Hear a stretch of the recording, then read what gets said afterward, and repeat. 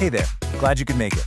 We're going to jump right in and tackle a really big question today, one that gets to the very heart of why faith communities even exist.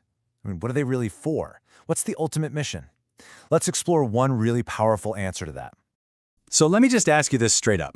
If you had to boil it all down, past the songs, past the community, what is the single biggest reason a church should exist?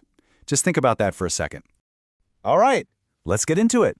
According to the framework we're looking at, the answer to that one question pretty much defines everything else. So let's start by digging into what that true ultimate mission is all about. It's so easy to think that the whole point of a church is what happens inside the building. And yeah, things like gathering and teaching are absolutely vital, but they're not the final goal. Think of them more like the training ground. They're preparing us for the real mission, which points outward. And here it is. The core purpose is all about looking outside the walls. The whole idea is that the church is meant to be like a search and rescue team for the world. Its primary job? To find people who are lost and help guide them towards salvation. That's the main directive. Okay, so who are these lost souls? What's really cool about this way of thinking is that it's not some vague, abstract concept. Now, it gets very, very specific about who we're looking for. We're talking about people who just feel adrift. You probably know someone like this. They're genuinely searching for some kind of purpose, for a direction in life, but they just haven't found it yet. They're wandering, you know? And this is where it hits home, because this isn't about finding strangers halfway across the world.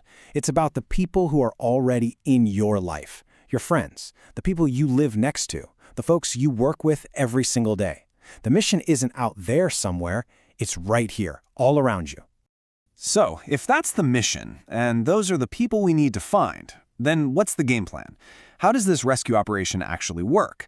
Well, it all comes down to one really important, powerful step. And this whole idea isn't new. The foundation for this entire mission comes right from Jesus' own playbook. This verse is basically the blueprint. He didn't just hang out and wait for people to show up. He actively went out to them. He went to seek and to save. His mission is our mission. And that action, that movement of going outward, it has a name.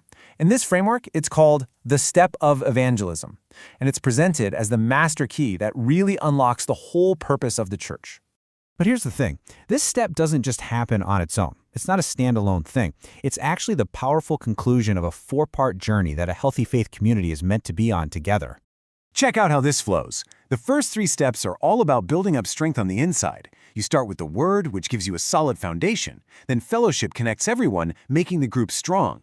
After that, prayer breathes life into the whole community. See how they build on each other?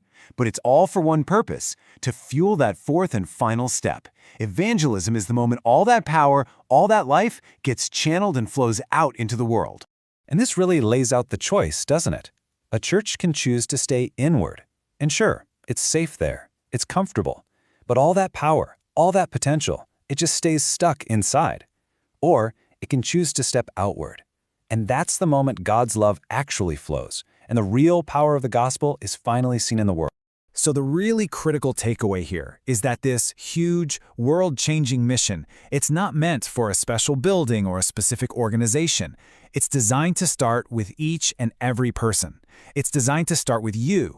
So if it's not just a Sunday morning thing, and it's not supposed to be stuck inside a church building, then where on earth is the mission field? Where does all this actually happen? The answer is so simple, it's revolutionary. It happens right where you already are. The mission field is your job. It's your home. It's your school. It's your neighborhood. It's not some other place you have to go to. It's woven right into the fabric of your everyday life. And that simple idea completely reframes everything.